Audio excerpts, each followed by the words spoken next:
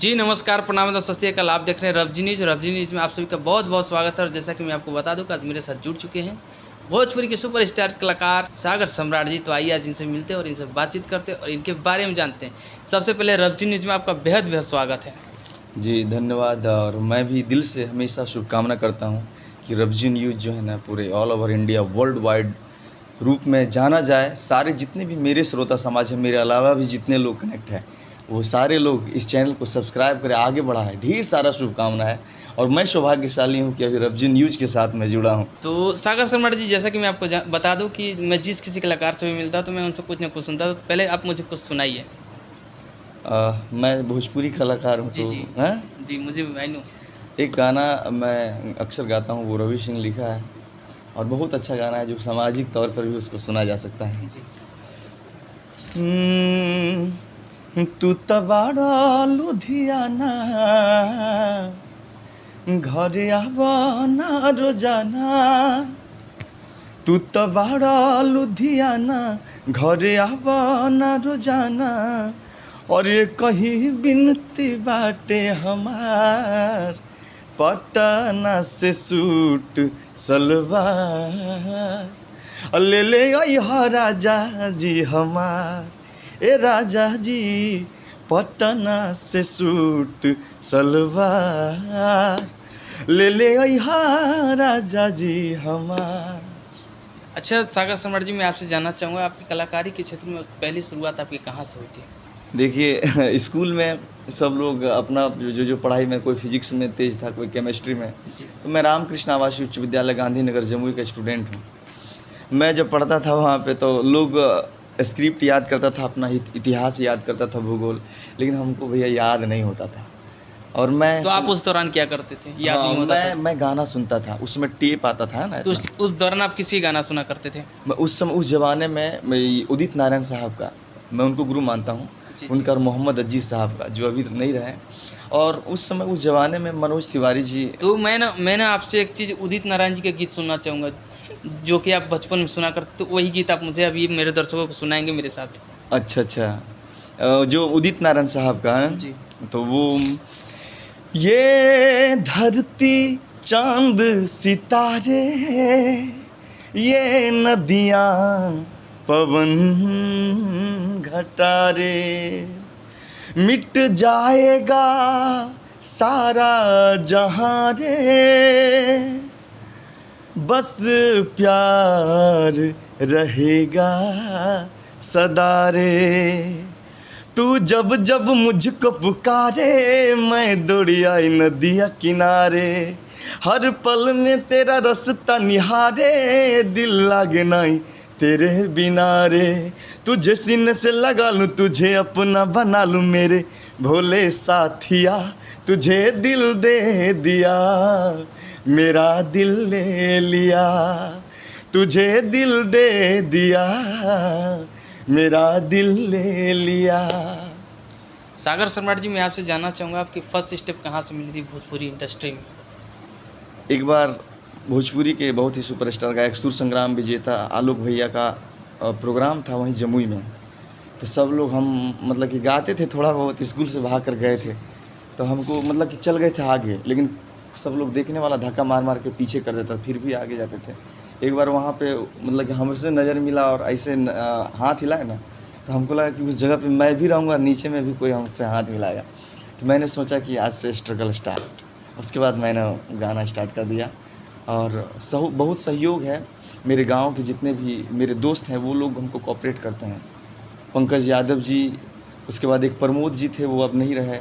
ये सारे लोग का बहुत योगदान है और उन लोगों की कृपा दुआ से। और मेरे चाचा भी जो है ना, हम किसी का कॉपी नहीं करना चाहते, लेकिन चाचा जो मेरे हैं ना, वो गाते थे उस समय।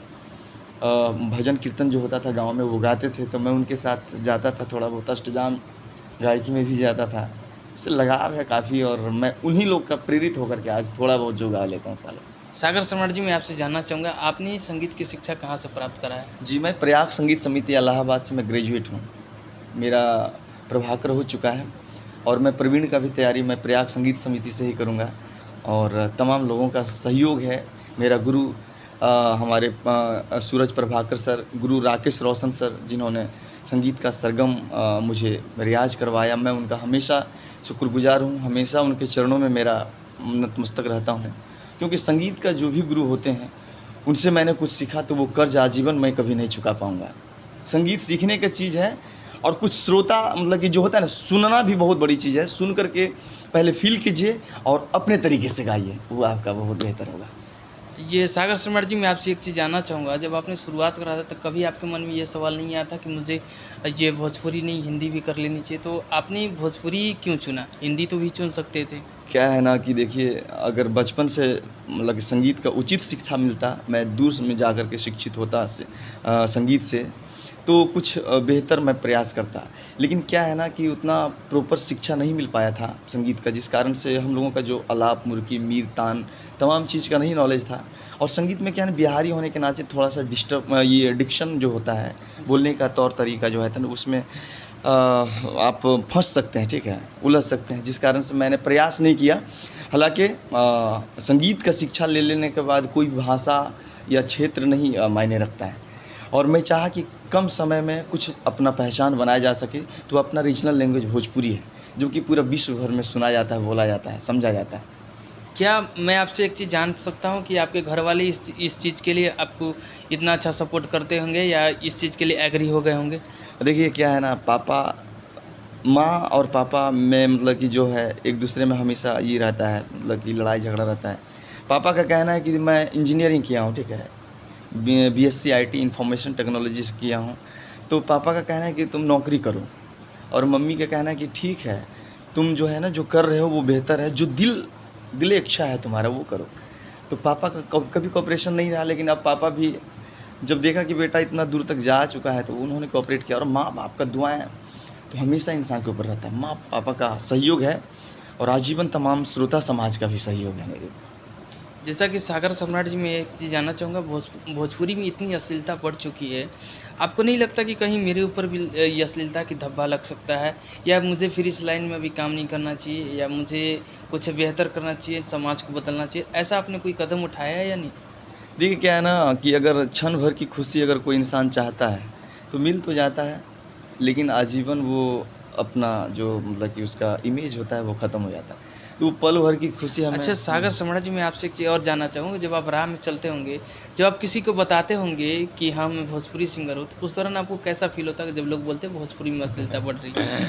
देखिए है ना कि कुछ लोग सच में, हम जब कभी गाना गाते हैं तो मैं बोलता हूँ भैया ये मेरा भोजपुरी चैनल है सागर सम्राट ऑफिशियल, तो आप इसको सब्सक्राइब करो। तो कहता है कि भोजपुरी गाते हो? बोले कि हाँ। लेकिन वहाँ पे हम हतोत्साहित नहीं होना चाहिए। अपना भाषा है, इसको नहीं भूलना चाहिए, और कुछ वैसे गाना होता है जिसे गा करके मैं लोगों को उनके दिल में अपना जगह बना सकूं। ऐसा नहीं है जैसे कि एक रेलिया बेरन पिया के लिए जाए रे, रेलिया बेरन, ये सब इसमें क्या अश्लीलता है। लेकिन कोई अब गोल्ड मेडल पाने के लिए छील दा ढील दा, हमको ये सब चीज़ देखिए पसंद ही नहीं रहा।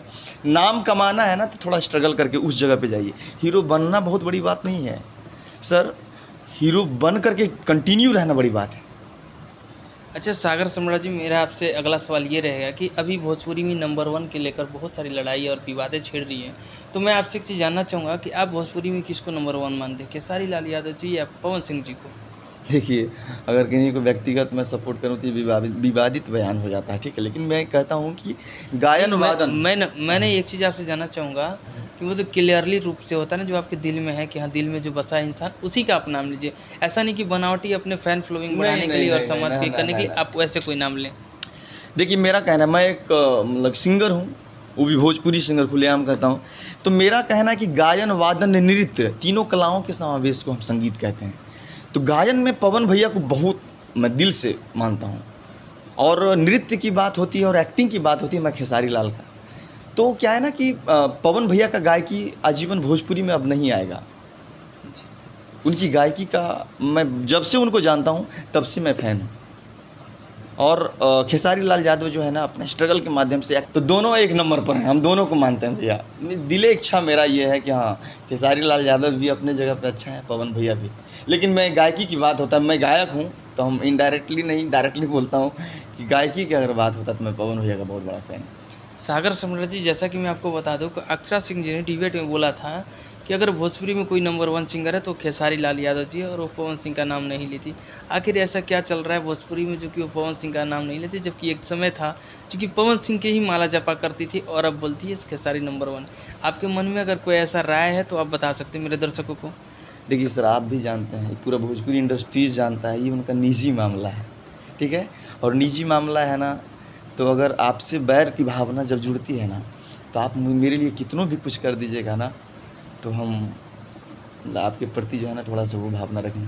और कहाँ गया वो समय, पवन सिंह के गाना बजा के, आप तो बोल रहे हैं। अच्छा सागर सम्राट जी, मैं आपसे जानना चाहूँ आपका अपकमिंग से आया मेरा अपकमिंग गाना, जी। अपकमिंग 2-3 गाना आ रहा है जो कि रवि सिंह का लिखा हुआ है और बच्चू बिहारी जी मेरे म्यूजिक कंपोजर होंगे। और अपकमिंग गाना का तो मैं डिस्क्लोज नहीं कर सकता हूँ, क्योंकि जानते हैं भोजपुरी में 2 मिनट के अंदर खेला कर देगा। आप मेरे दोस्तों को कुछ कहना चाहेंगे? मैं चाहूँगा कि जो फिर से एक बार मैं चैनल देखना है, रवजी न्यूज़ जो है पूरे दुनिया का 1 नंबर न्यूज़ बने, आप लोगों का आशीर्वाद और शुभकामना से होगा। मैं चाहता हूं कि रवजी न्यूज़ दिन पर दिन जो है ना अपना वो स्थान बनाए जहां पे तमाम चैनल जो है ना अपने उस पोजीशन पे है जहां के लिए वो दिलो जान से चाहा था। और मैं हमेशा शुभकामना देता हूं तमाम श्रोता समाज से कि आप रवजी न्यूज़ देखें, सुने, समझें, क्योंकि सच्चाई जो है ना रवजी न्यूज़ के माध्यम से आपको बहुत चीज़ मिलेगा। और इसमें कोई मतलब कि व्यंग्यात्मक और कोई नेगेटिव चीज़ नहीं है। मैं देखा हूँ, मैं हमेशा इनको फॉलो करता हूँ और मैं भी इनका सब्सक्राइबर हूँ। आप भी इनका सब्सक्राइबर बनिए। सब्सक्राइबर का मतलब ये नहीं, आप परिवार बनिए रवजी न्यूज़ का। और ढेर सारा शुभकामना, आशीर्वाद दीजिए। जय भोजपुरी, जय बिहार। आपका सागर सम्राट। जैसा कि दोस्तों मैं बता दूं कि आज ये मेरे साथ है सागर सम्राट जी और इनसे बातचीत मैंने करा और इनके बारे में बहुत कुछ हम लोगों ने जाना। अभी मैं आप सभी लोगों से लेता हूँ विदा और फिर मिलता हूँ नेक्स्ट वीडियो में।